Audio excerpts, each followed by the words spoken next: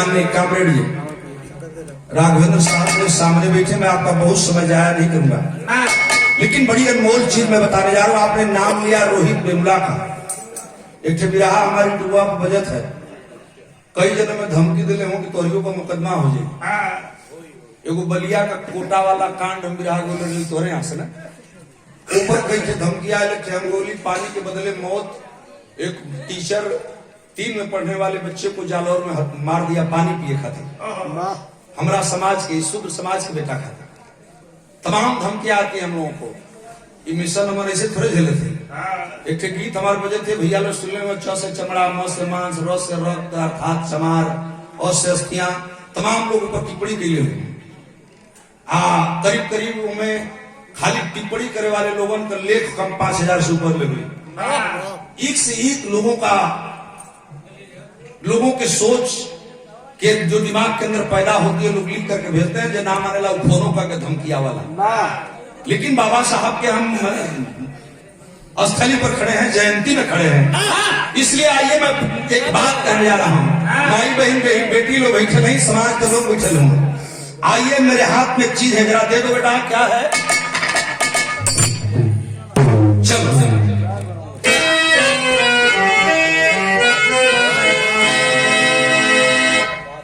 फूल डाली से टूटा तो मानो ने लूटा। शोभना भैया, ये गजरा कभी गजरा नहीं था, ये माला है जिसे हम देहात में माला कही रही। माला ना रह, यह माला क्या था? एक फूल, लेकिन फूल डाली से टूटा तो मानो ने लूटा। और जिगर मीन्स हृदय, ठीक बीच में जिगर इसका छेदा तो गजरा बनाया। ठीक इसी तरह पत्थर तराशा गया टांकियों से, वह पूजा गया तो है देवत्व पाया। ऐ मानव महामान बनना हो तुझको, तो कांटों पे हंस हंस के चलना भी सीखो। अरे हरिद्वार अम्बेडकर की तरह सितम से उलझ कर निकलना भी सीखो।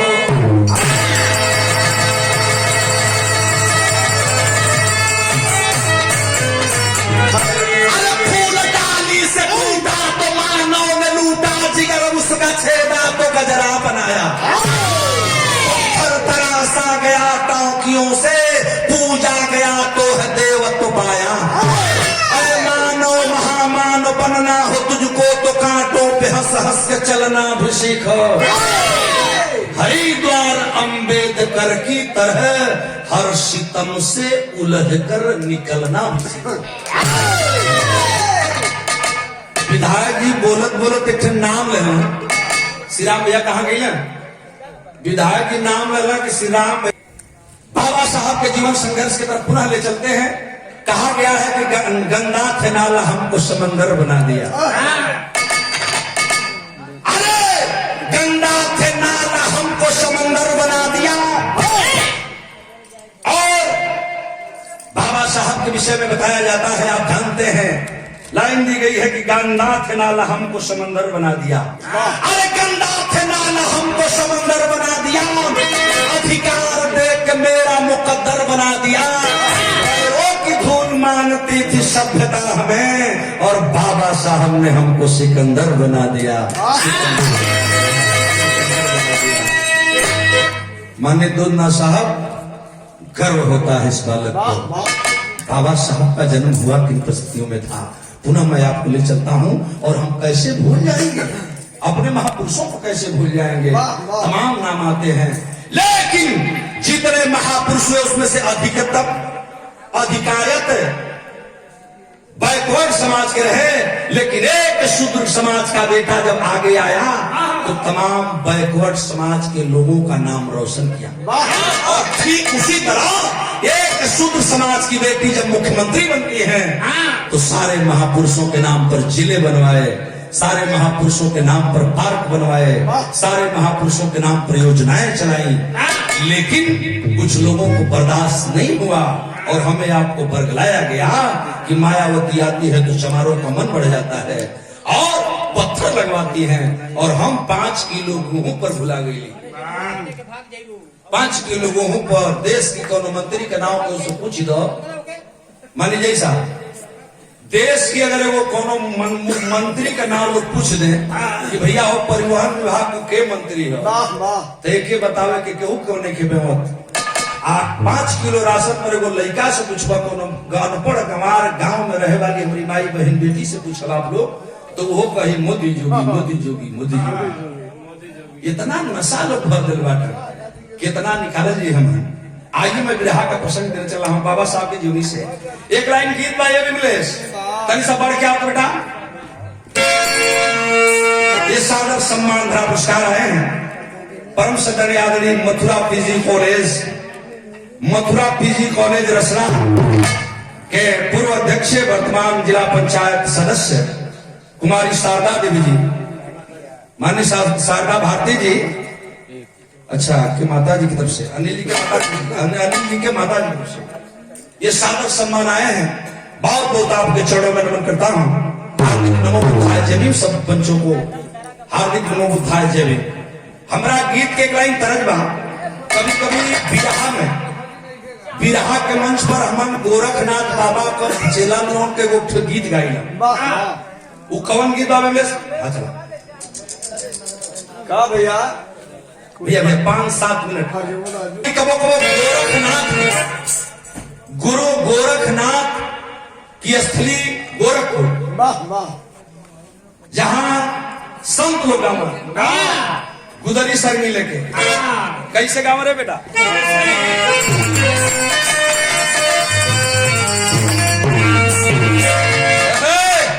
तनी सा और बढ़ जाओ।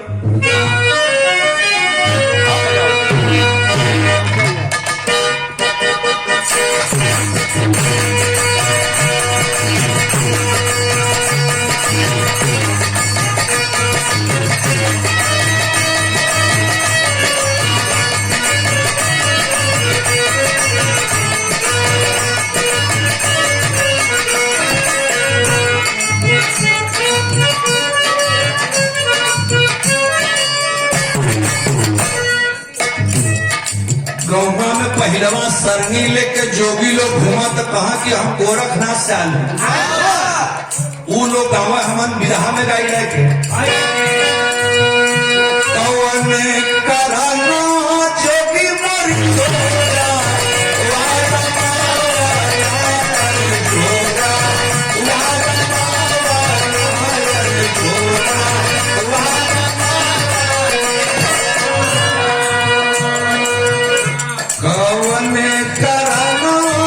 जोगी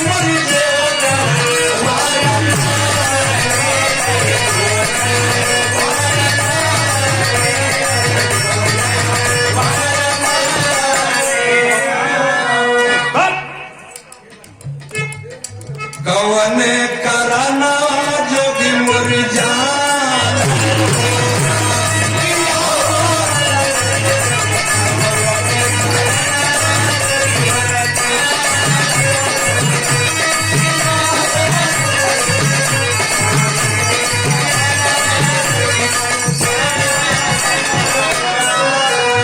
एक जवाब लोग संत लोग जोगिया लोग दे, कर्म के कराना मोदी ठेगा वारमानी कर ठोगा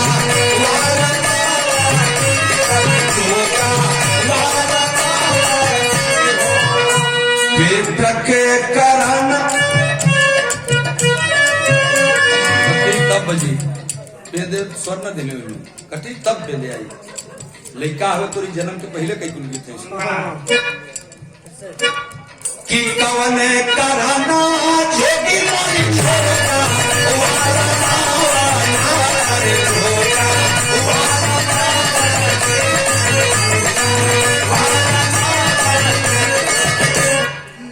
कवन करनवा भिखिया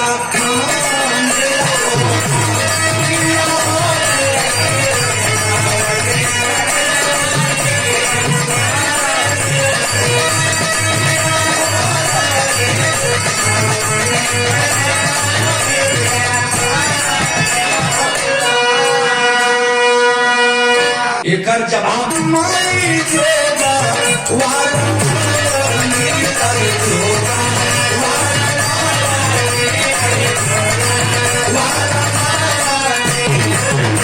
अब पेट के कराना भिखिया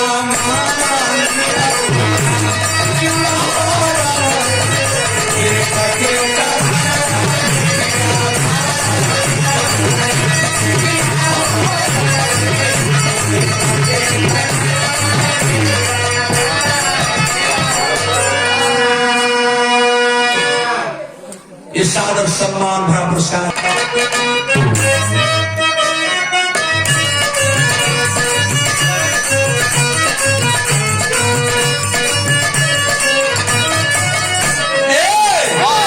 माई भीमा भाई जी के गोदी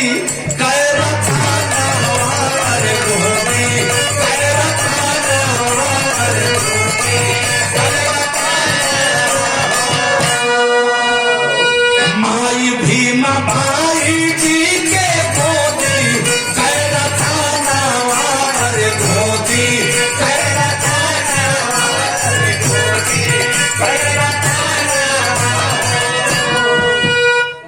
जगवा में जा सफाईला वाला जगवा में जा सफाईला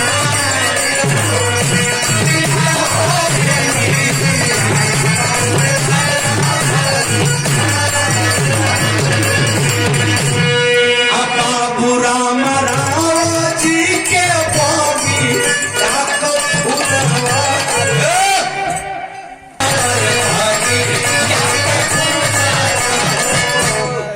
कुलवा में दिया ना जा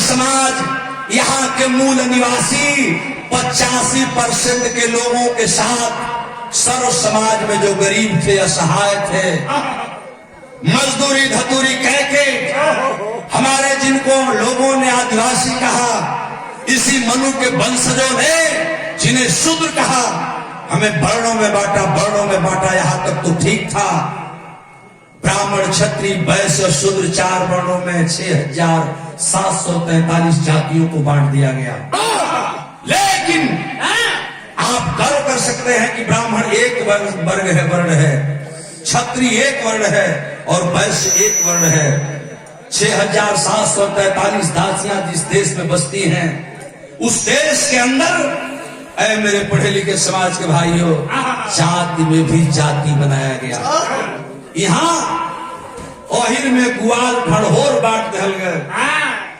यहाँ तक दूरी बना दिहल गए कि गुआल का बियाह ढड़होर के घर ना हुई ढड़होर का बियाह गुआल के घर ना हुई हमको चमार का बेटा है गौरी शंकराचार्य तो चमार चमार का टेंगना होगा जहां जाए तहां अटक जाए कहां से घोटाई और दूसरे के कैसे घोटाई जो चमार की उपजातियां आती हैं धोबी खट्टिक पासी दुसाद खरवार जो हमारा आरक्षण ले रहा है मेरी छात्रवृत्ति लेता है वो भी आपको घोटने के लिए तैयार नहीं है ये लिए वोट देवे के हुई तो उनके दूसर चीज लौकता जो नवा सब अधिकार दे उनके दूसर चीज लौकता छात्रवृत्ति लेवे को हुई तो चमार है और वोट देवे के तो चमार एक संगे ना जाए बेली की चमार हटेंगना हटक जाई बसाता इसको भापा था बाबा साहब लेकिन आपकी लड़ाई लड़े दिल के अंदर कसक थी इसीलिए तो रोया था बाबा साहब ने समाज के लिए अरे मेरे साथियों बिरहा सुनने वाले भाइयों उन दिनों में आपका जन्म होता है कुरीतियां चरम सीमाओं पर थी यहाँ जाति में भी जाति बना दिया गया एक को सछूत कह दिया गया, एक को अछूत कह दिया गया। अहिर से कह दिया गई कि तू यादव हो, लाठी लेके लथैती करेला, हमार रक्षा करेला, तो क्या आरक्षण ले तो चमार हो जाइब। भर से कह दिया गई कि तू स्वदेव के खानदान कहो, आरक्षण ले तो चमार हो जाइब। राजभर भाई लोग कहना कि हम स्वदेव के खानदान, हमके आरक्षण ना चाहिए। लॉर्ड लिचियन की जब कमेटी आई, साइमन कमीशन आया, तो लोगों ने दूरियां बनाना शुरू किया हमसे, और आज सभी लोग हमसे नजदीकियां बनाना चाहते हैं। कोई शासन प्रशासन या चाहे दूर दराज के लोग खाने पीने बाकी है तो आकर के भोजन कर रहे। अब तक जो भी भैया लोग यहाँ बाटन अतिथि लोग आए हैं, बिरहा सुनने वाले लोग आए हैं, शासन प्रशासन के लोग हैं, कमेटी के लोग हैं, बिरहा वाले भाई लोग कर हुआ जे भैया लोग वही भी खाना न खिलवा तो के थोड़े कहा था दिया गाले जब गावे लगे जाके खा लिए, ये लोग खाली हो, ये लोग जाके खा सके, आप लोग खाला लोग हो।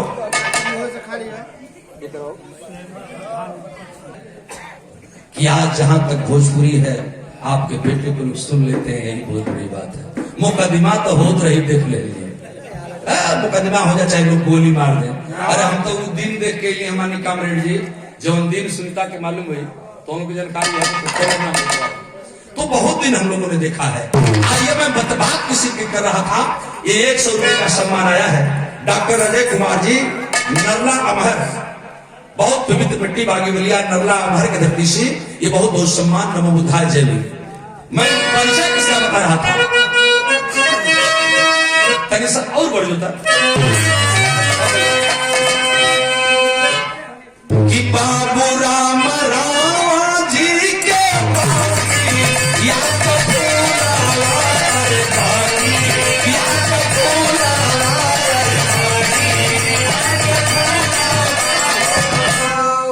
कुलवा में दिया नजारा,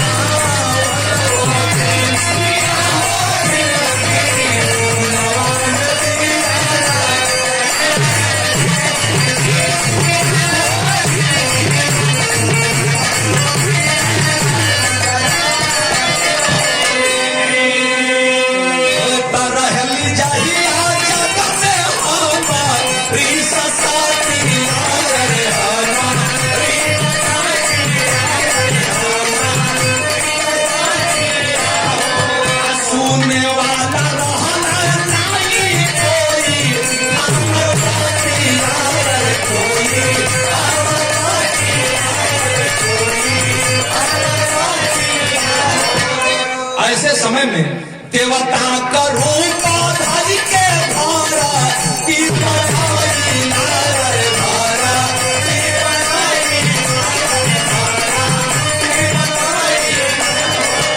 देवता का रूप धारी की धारा की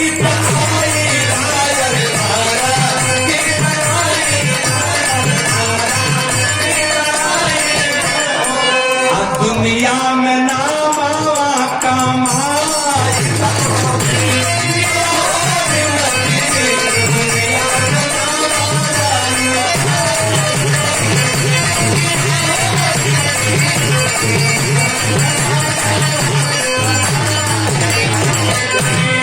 हमारे पढ़े लिखे समाज के लोग जानते हैं। अभी अभी वक्ता साथी बोल रहे थे कि जहिया वो दिन कि जहिया न सूत्र न पौधे मिले इस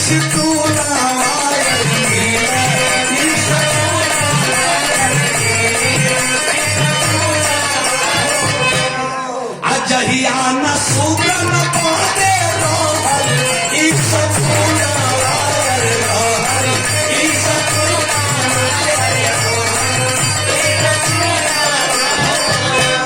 ऐसे में भी आपने प्राइमरी स्तर की शिक्षा प्राप्त करके जब बाबू रामदेव सतपाल महाराज के दिल के अंदर यह उत्साह जगह बेटे को पढ़ाऊंगा, जर्मन, जापान, कोलंबिया जैसे विश्वविद्यालय में भेज करके माता रमाबाई के द्वारा उपला पात करके चिपरी हो गोईठा पात के भेज बेच करके बाबा साहब को विदेशों में पढ़ाने की व्यवस्था की गई। राजा बड़ौदा की सहायता से कोलंबिया जैसे विश्वविद्यालय में, इंग्लैंड जैसे विश्वविद्यालयों में जाकर के बीए, बीएड, एमए, पीएचडी, बार, लॉ, एलएलडी, डीलिट, बैरिस्ट्री, आज डिग्रियां लेकर के बाबा साहब हिंदुस्तान में आते हैं। और बाबा साहब देश के लिए एक अजब रक्षक बन गए। और कैसा रक्षक बन, बिहार में टेरी लगे। अरे गुलशन में गुल हजारा खिल गया, गुलशन में गुल हजारा खिल गया, विकसित हुआ दिवाकर गुल हुआ।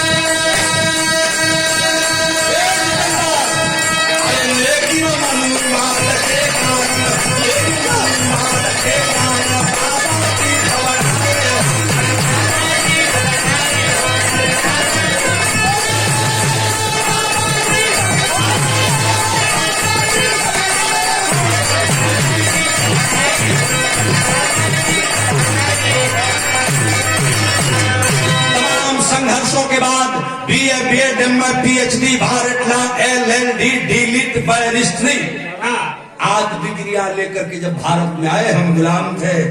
लोग कहते हैं कि अंग्रेज हमें परेशान कर रहे थे, लेकिन कामरेड जी, आप लोगों जैसे लोगों से मैंने सुना है, पढ़ा है हम लोगों ने। भाग्य मनाइए कि अंग्रेज आए। ये भी एक भाग्य है कि अंग्रेज मेरे देश में आए और कुछ दिन तक शासन किए, ये भी एक भाग्य है। अगर अंग्रेज ना आयल होता, शासन ना भल हो, तो हमारे जैसे लोग आज माइक पर नहीं दहाड़ते। कहीं न कहीं इसमें अहम भूमिका अंग्रेजों की भी रही। लेकिन उन्हीं के जब जाने के लिए, जब आजादी देने की बात आती है, बाबा साहब के साथ तमाम कमेटियों के लोग सदस्य बने। 13 कमेटियां बनाई गई, कहीं कहीं 9 लोग बताते हैं। हर कमेटी में कोई न कोई अध्यक्ष रहा।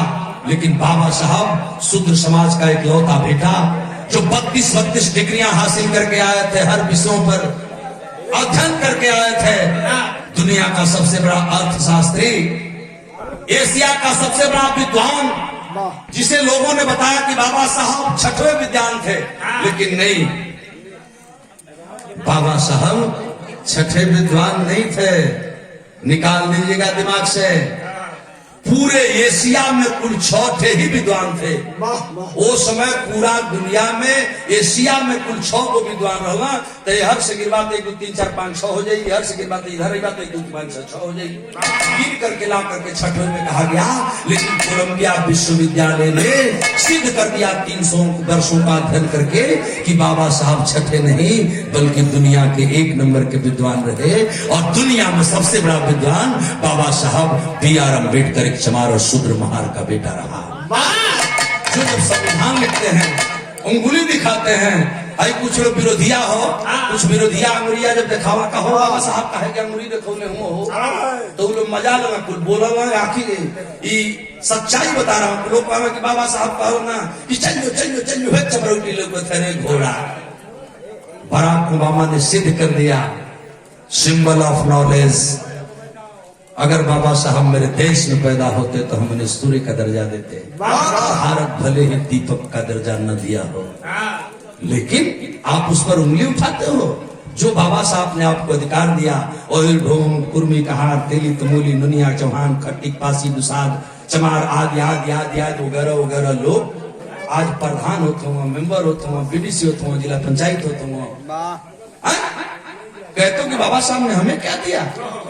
आज हर बिरादरी को लोग दल बनोले हुआ, चौहान महासभा है, राजभर का दल है, दुनिया का दल है, लोहारे का दल है, कुहारे का दल है। अरे मेरे दोस्त, दिल पर हाथ रख के सोचोगे तो एक नाम याद आएगा कि अगर बाबा साहब नहीं आते तो बाल किशोर चौहान घोसी के एमपी भई रहल। मानी साहब कामरेड जी बैठे हैं, का भैया मास्टर लोग बैठे, बुद्धिजीवी लोग बैठे हैं। बाल किशोर चौहान मऊ जनपद के घोसी लोकसभा से, जहां कभी कल्पनाथ राय एमपी हुआ करते थे, वो सीट पर बाल कुसुम चौहान मुनिया का बेटा एमपी हो गई ना। इतिहास में जब इतिहास लिखा जाएगा तो बहुजन समाज से पहला मुनिया एमपी अगर कहीं हुआ था तो घोसी से हुआ था। और आप कहते हो कि बाबा साहब ने क्या दिया है? आज भौर विधायक होता, दुनिया चमार मला बिंद मुसहर मंत्री होता ही बाबा साहब कांसीराम साहब का देन बा। आप कहते हो कि बाबा साहब ने क्या दिया, मैं बता रहा हूं कि बाबा साहब ने क्या नहीं दिया। एक लाइन में मैंने लिखा था क्या,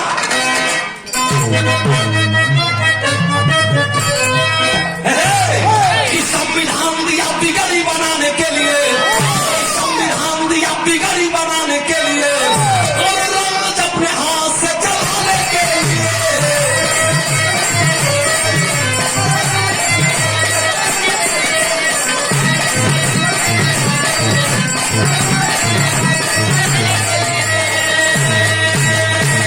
अरे राजा नहीं बनेगा अब रानी के पेट से, राजा तू बनाओगे पेपर बैलेट से।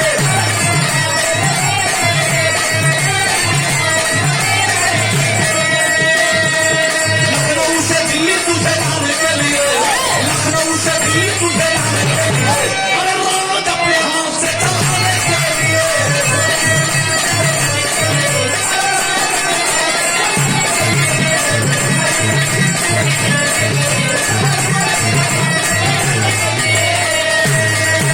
वोट का अधिकार दे करके बाबा साहब अम्बेडकर जी ने उस रानी के पेट का ऑपरेशन कर दिया। व्यवस्था थी मनु के विधान में कि इस देश का राजा वही होगा जो रानी के पेट से पैदा होगा। लेकिन बाबा साहब ने कहा कि नहीं, रानी के पेट से अब राजा नहीं पैदा होगा, जिसको इस समाज के लोग चाहेंगे। और एक भौर कुर्मी कहा, दिल्ली तबोली बबू भुवन दुनिया खट्टी चौहान भौर मला बिंद केवट निषाद आदि आदि वगैरह वगैरह लोग जे के सब लोग चाहिए लोग राजा हुई।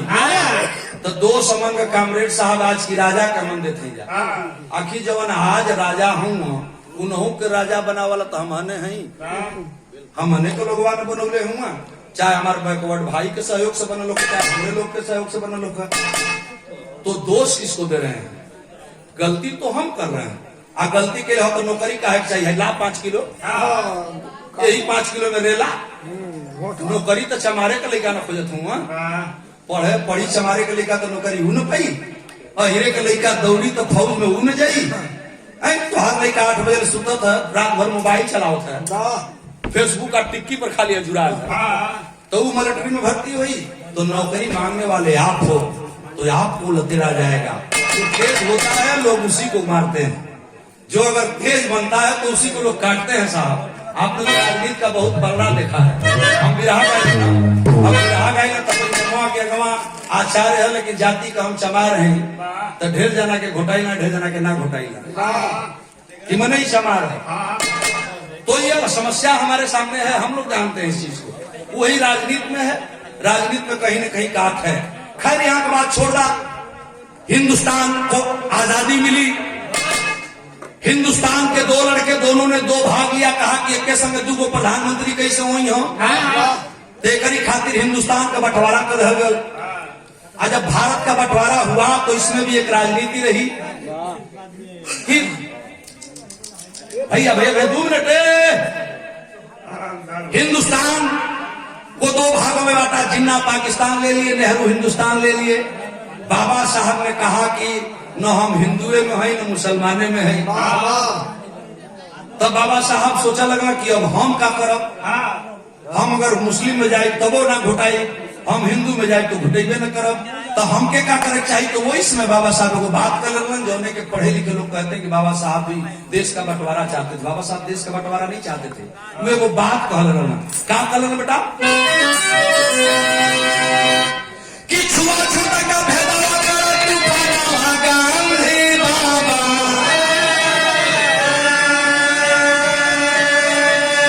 छुआछूत का भेदभाव करा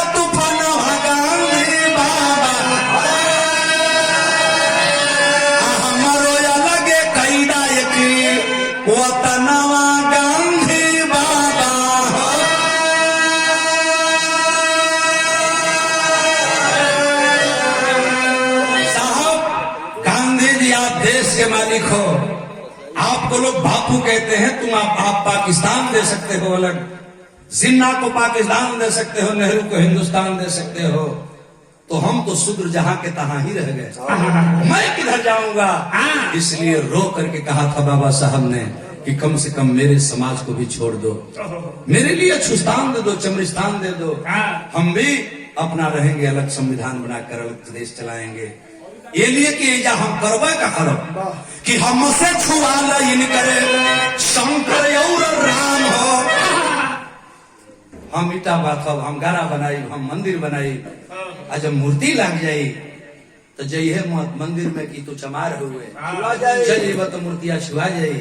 कामरेड जी, मैं पढ़ रहा था, छात्र था, आपको याद होगा, आप लोगों को याद होगा, सभी लोगों को, यही बनारस में माननीय जगजीवन राम जी, जाके देख लो भैया 2 मिनट,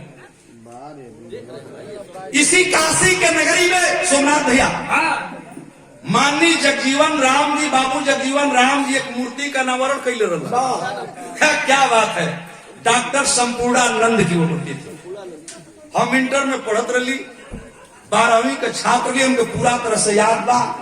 बाबू जगजीवन राम एजा सासाराम से हमेशा सांसद हुआ करते थे, दलितों के नेता थे बाबा साहब के बाद। लेकिन क्या करे, खैर लोग ऊपर कौन टिप्पणी, हमारे नवाब हर जेलों न चाहते हैं। लेकिन एक मूर्ति का अनावरण करने के लिए उनको मौका मिला, डॉक्टर संपूर्णानंद की मूर्ति का, इसी बनारस की धरती पर जगजीवन राम मूर्ति का अनावरण करके जाते हैं। अब पीछे से यही मनुवाद के वंशज, मनुवाद के पोषक, गो गंगा जल, गाय का दूध, पलटा का पलटा ले आए के मूर्ति के धोल गल, फरसवा के लोग धोत हुआ, हाली हाली बाबा बाबू लोग मिलके धोत हुआ कि वो चमार उद्घाटन करके गल। दोष इतना ही था ना कि वो चमार थे, शूद्र थे। तो बाबा साहब इसी बात को तो कहे थे कि हमको चमरिस्तान क्यों चाहिए, क्यों कि हमसे छुआ नहीं करे शंकर और राम हो, घोर नरक में पड़ जाने छुआ के घन श्याम हो। एगो नई बात बताई, एगो बात ही लोग बताऊंगा कामरेड साहब, जो हम लोग गीत में गौले हैं, जो आप लोग सुन ले, मोबाइल पर जब आप हमको सर्च करेंगे, आचार्य म्यूजिक भी रहा, चमार से कोई न महान भैया, इतने खाली बोल दे तब वो हम मिल जाए। उसमें मैंने बोला है कि एक कोई लोगों ने दलित कहा भगवान हनुमान के अभव्य। अभी कुछ दिन पहले लोग कहा कि हनुमान दलितन के देवता हूँ, तो हम तो कहीं पढ़ली ना, लेकिन केहू बोलल कि हनुमान दलितन के देवता हूँ। चलो भैया हम मान लिए कि हनुमान जी बानर रह, तो दलित कुल बानर हूँ, सो हमन के बानरे नहीं, कोई कुल हमन के बानर बुझा, कुल बानर बुझ के लंका पर लड़ाई कुल जीत गई, सो आ तबो हमन के बानर बुझ गई। तो ये लोग कहला कि हनुमान दलितन के देवता हूँ, यहाँ ले तो तनी ठीक बा, मुद्रिका भैया, भैया केहू दूसर न बताई, 1 मिनट हमारी बात सुना, यहाँ ले तो ठीक बा कि हनुमान दलित के देवता हूँ, मान ले हम। सच्चाई बता रहा हूँ, मंच पे बता रहा हूँ, यूट्यूबर साथी रिकॉर्ड कर रहे हैं, कल यूट्यूब पर चढ़ जाएगी, लेकिन मुझे डर नहीं है। इन्हीं लोगों ने कहा कि शंकर भी शूद्रों के देवता हैं, इनके वेद में लिखल बा, पुराण में लिखल बा कि शंकर शूद्रन के देवता हूँ। और मैं चैलेंज दे के कहता हूँ, सबकी तो बात नहीं है, कोनो बरियाई से खा लो तो ठीक बा, शंकर भगवान का चढ़ावल लड्डू, ये मैं चैलेंज से कह रहा हूँ, कहीं कहीं का किंचित छोड़ दीजिए, कोई ऐसा मिल जाएगा जो खा लेगा, लेकिन आज भी मैंने इसका परीक्षा लिया है, सुन लीजिए सुनीता, शंकर भगवान को चढ़ाया हुआ लड्डू आज भी ब्राह्मण नहीं खाता है। पता कर लीजिएगा, नोट कर लीजिएगा, क्यों? ये लिए कि लोग कहा कि शूद्रन के देवता हूं, तो शूद्रन के देवता इतना बरियार भैया शंकर ये अनिल सबका मूर्ति पूजल जले, शंकर भगवान का हाँ हो, उनका जगह जगह कुल वही पधार लोग चढ़ावो। दुनिया की हर देशन के बड़ियार बा हो, हर आपने धोखा दिया है मेरे समाज के साथ। बाबा साहब जब समझ गए कि मैं शूद्र हूँ, शूद्र का शूद्र ही रहूंगा, तब कहा था उन्होंने गांधी से कि हमसे छुआ नहीं करे शंकर और राम हो, घोर नरक में पड़ी जाना छुआ के घन श्याम हो। अरे ये रथ का खेला करा बभाना भगवान के पावा, आय अच्छा होई है अलग मरे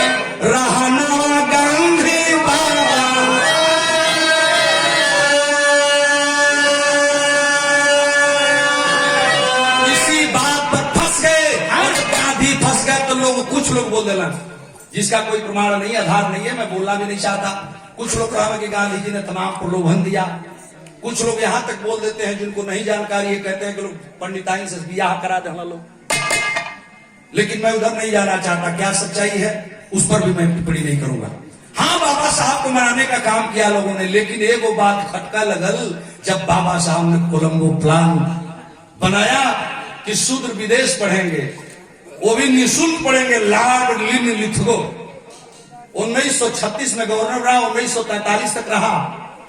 और उसी बीच में कोलंबो प्लान बाबा साहब ने योजना बनवाई थी जिसमें शूद्र समाज के लोग विदेश पढ़ेंगे, और वो भी निःशुल्क सरकार की व्यवस्था पर। गांधी के बर्दाश्त ना भइल कि एगो चमार पढ़ के आयल बा, महार शूद्र का लड़का एगो पढ़ के आयल बा, तो इतना तमाशा कैले बा।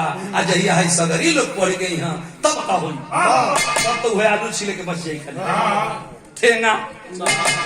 बर्दाश्त नहीं हुआ लोगों से, और उसके बाद लोगों ने काम किया। बिरहा हमारा आखिरी तरफ जाता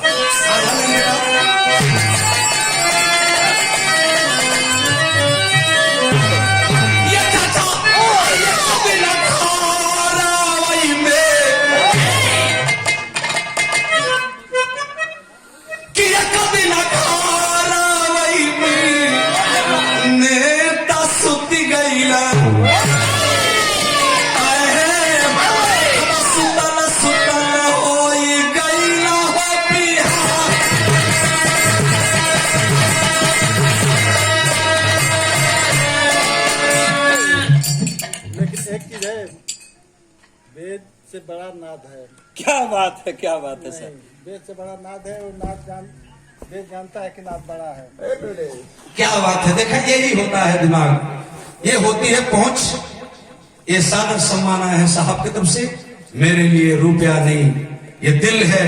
साहब ने कहा कि आचार्य जी एक बात आज भी है, लोग मानते हैं भले वो ऊपर से मानत हो, अंदर भले में घोटात होगा, लेकिन साहब बतौना कि आज भी वेद से बड़ा नाद को माना गया। तो नाद और वेद, नाद और वेद, नाद वेद बहुत पुरान है, लोग पहले से भी नाद वेद का चर्चा करल। साहब बतौना कि नहीं, आज भी नाद को वेद से बड़ा माना गया। ये तो कोई को हमन के बुर्बक बनौलो। हाँ, ये कोई कि तोहरे लोग बड़ हुआ लोग, अब बड़ कोई के हमन को कुल ले ले, हम पटैले रह गई या सगरी हमन को छोड़ा गई, राजपाट सब छिना गई। बिरहा के मैटर बड़ा गड़बड़ होता नहीं। देखो कि ये कभी न खराबा हमें नेता सुती गई, बाबू सुतला सुतला होई गई ना हो बिरहा। अरे जगह में न जाके सब जाए के जगह,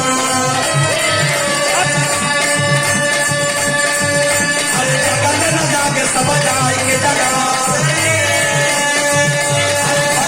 घटना बम चल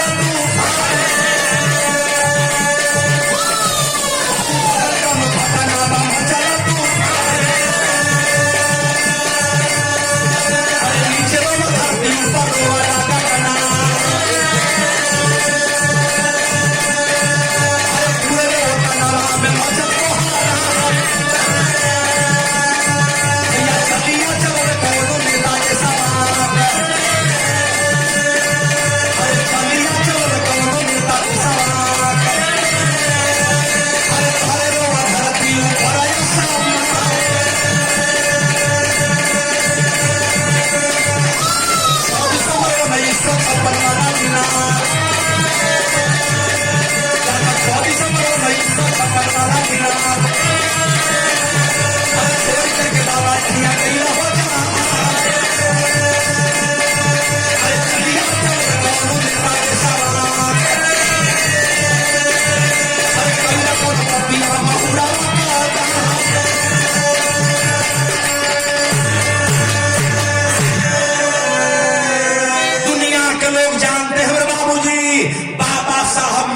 से पहले 1 महीने तक बीमार रहे।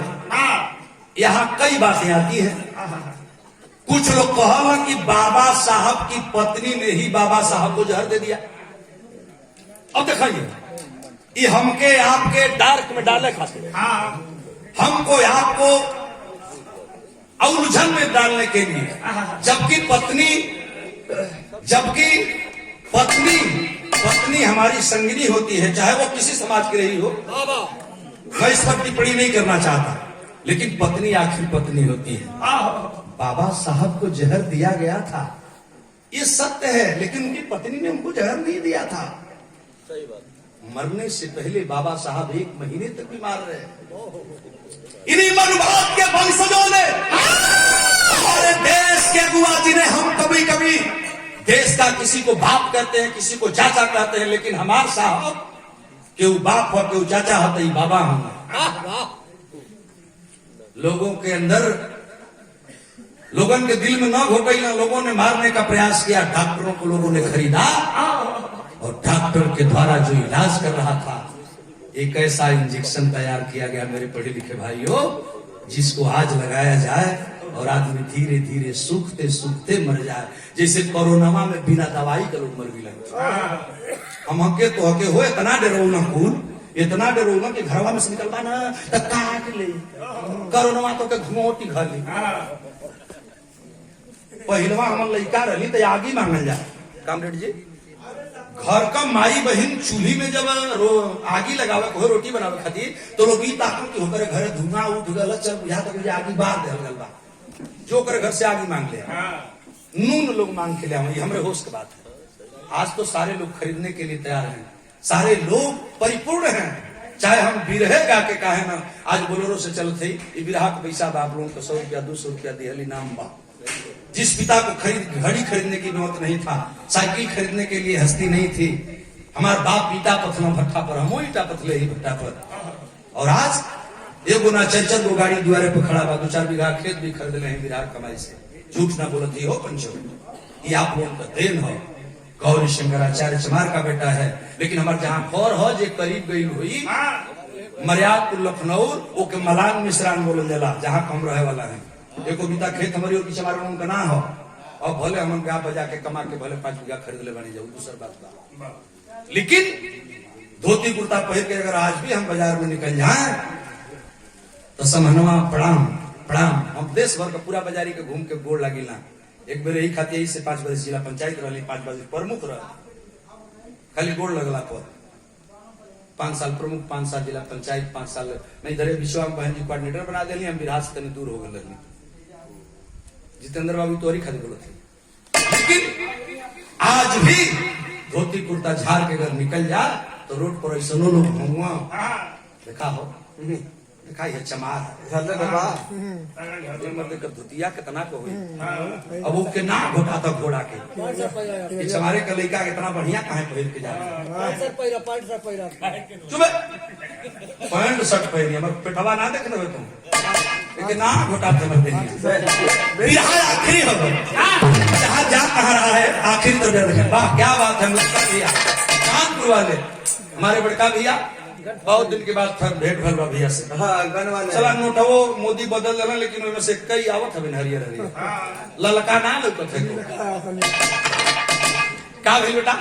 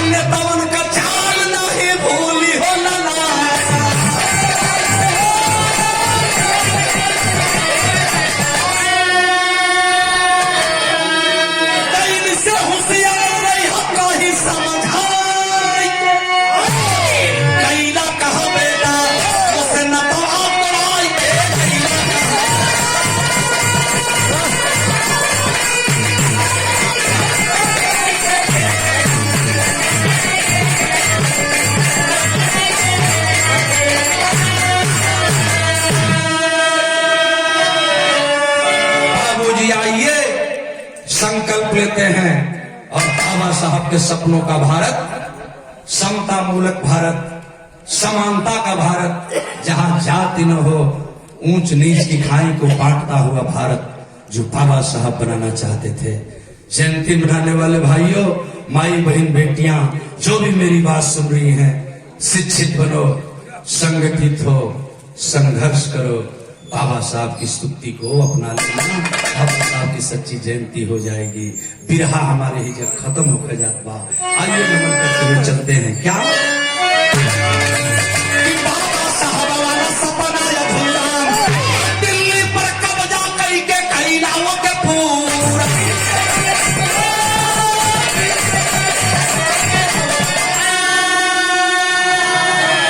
बाबा साहब वाली बनवे अपना के गैया कहा बेटा से न तक पढ़ाई के।